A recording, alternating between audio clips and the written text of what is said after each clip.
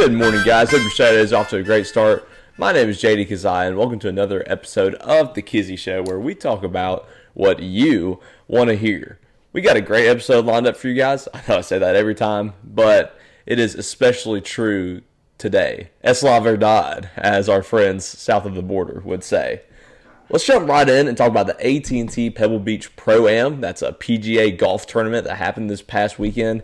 And let's start with the guy who won it. Collin Morikawa. First PGA Tour win in 847 days. And he had an insanely clutch birdie on the 18th hole on Sunday to not have a playoff with Min-Woo Lee and Sepp Straka, both who shot 21 under. Morikawa won it with 22 under.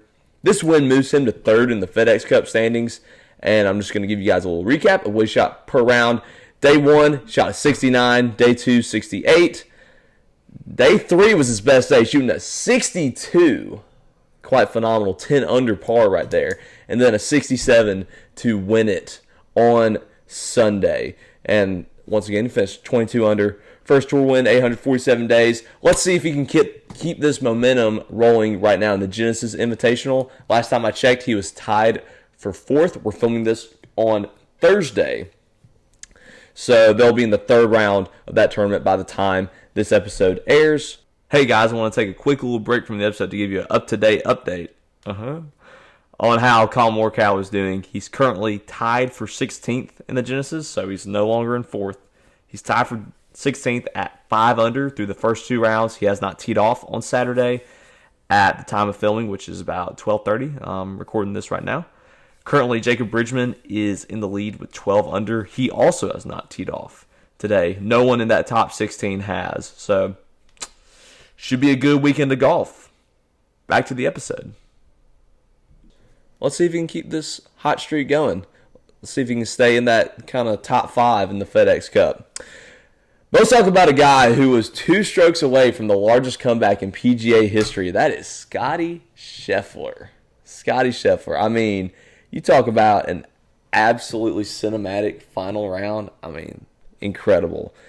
Now, I do have to confess, I did not watch the 18th hole that he eagled on because I was like, ain't no way bro's about to eagle this. And moving to first, I went over to the house and got something to eat. I came back, and Scottie Scheffler is at the top of the leaderboard. I'm like, whoa! Did he eagle 18? Yes, he did.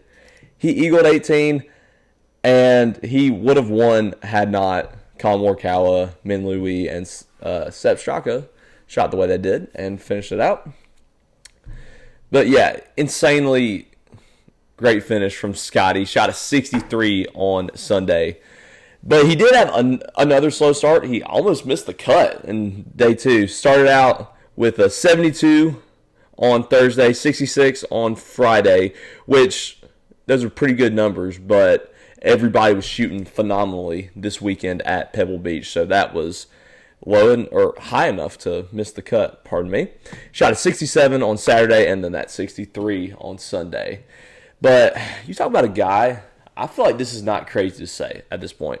Scottie Scheffler is our generation's version of Jack Nicklaus and Tiger Woods. He's not quite at their level yet, but he's on a trajectory to be one of those elites. We're talking Arnold Palmer and, like I said, Jack Nicklaus and Tiger Woods. Scottie's on that trajectory.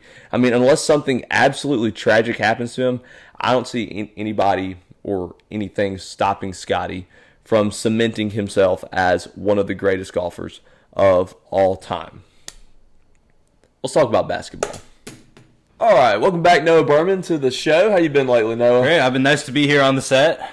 Dang right. Nice to have you on the set. Let's talk some college basketball. So, you and I were both at a pretty crazy game Wednesday night in Tuscaloosa. The Alabama Crimson Tide, 117 to 115 versus the Arkansas Razorbacks in double overtime.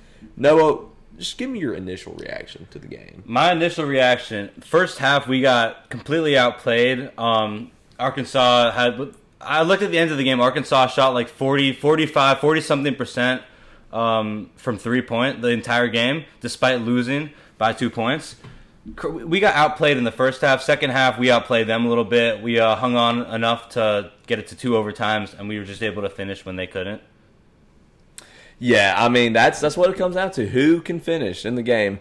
And, I mean, definitely a tale of two halves right here. Arkansas, Right. like you said, dominated that first half. I mean, Darius Acuff, Malik Thomas, they could not miss a three-pointer. Like, I swear. I mean, Lights out. Lights out completely. And, I mean, if I'm an NBA team, I'm looking at Darius Acuff. I looked at the scoreboard. He had about 47 points by the end of the game. Maybe 49, 49? Oh, yeah. because he had that right. Yeah. Wow. Like, if I'm an NBA team, I'm calling his agent, like, right now. Right now, yeah. But, Pronto. Pronto.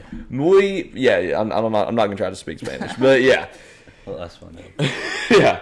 Last episode, Silas and I said this is a prove-it game for Bama. Boy, I think they definitely proved it, Noah. I mean, they proved they can hang with a great team like Arkansas. 100%. Calipari, Arkansas's head coach, he has a great team, with all the guys on his roster. And also, this is the last ranked game that Alabama plays for the rest of the season. True. They do play Tennessee, who's a pretty good team at Tennessee. But I think this was definitely the biggest challenge so far, besides some of the earlier games in the year. But I think this really is going to project their ranking for the tournament. The last hurdle. The last hurdle. Yeah. Right.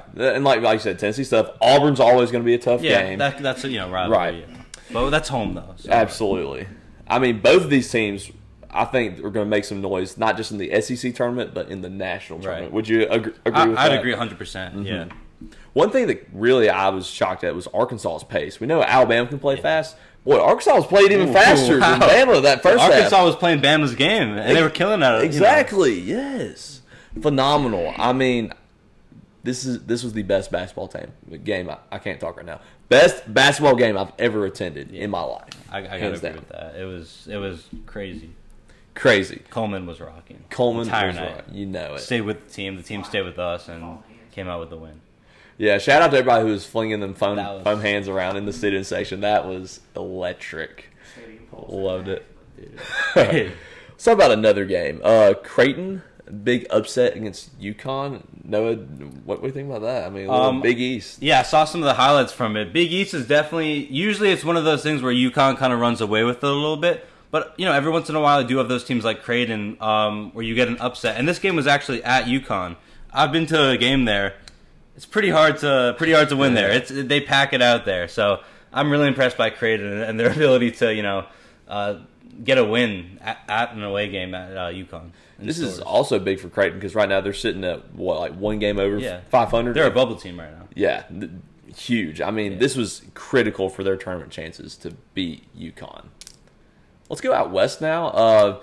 Arizona won a very close game against BYU, but I mean, honestly, I was watching a little bit of the highlights from this game. I mean, BYU kind of put the country on notice to play Arizona this close. I mean, Arizona is a great team. We know Arizona's probably a 1 seed. Yeah, exactly. But, I mean, BYU, we know they got AJ Diabonsa. I probably just mispronounced his name. Sorry. But what do you think about this game now? Yeah, so I saw some of the clips and highlights from it. Diabate, he's arguably one of the best players in college basketball right now.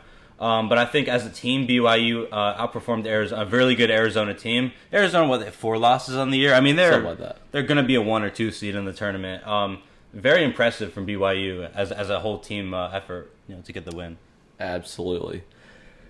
No, real quick, can you give me just a few teams that are right now on the bubble for you? Noah's bubble teams right here, teams that we really need to be paying attention to come tournament time. Yeah, so in the Big Ten at least, very big basketball conference. You got Ohio State at around just over 500.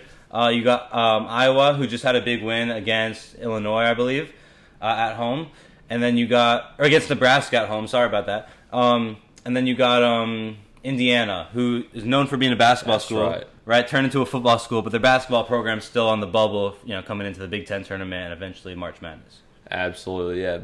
Big Ten got some sleepers, yeah. And then them Hoosiers, man, they made a whole movie about Indiana basketball, so they're pretty good. One last thing to talk about basketball. So, it's a little off the court action, but UCLA's head coach, Mick Cronin, if you guys want some great YouTube content to watch, look up Mick Cronin, that's Cronin, post game versus Michigan State. I mean, really went off on some reporters. We just watched this before we went on the air here, and I mean, if I had 4 letters to describe his post-game interview, it'd be JERK. He's being a big-time jerk to the reporters, man. What are your thoughts on this? Yeah, I mean, the term that comes to mind is sore loser. I understand, the heat of the moment, right? They just lost a big game to Michigan State, but at the same time, you gotta keep it professional. You gotta keep it real, while also, just being a head coach and being a leader on that team. And I understand where he's coming from. He was talking a little bit about how UCLA didn't perform like he really wanted them to. But at the same time, you can't be a jerk to the reporters or the staff that's putting your team in the spotlight. You just can't do that. Absolutely, love what you said there about lack of professionalism. It's so immature. It's like, I mean, I work with a bunch of kids that are in FCA, and they can throw tantrums. I mean, any child can throw a tantrum. And it was a very childish post game interview. Yeah. Not a good look for him, for sure, for him or his program. Thank you guys for watching all the way to the end of another episode of The Kizzy Show. Be sure to like and subscribe, do all the cringy YouTube stuff I hate to tell you guys to do. Also, check out our other videos here on the channel and follow us on our TikTok account so we can get more views there. God bless. Have a great week.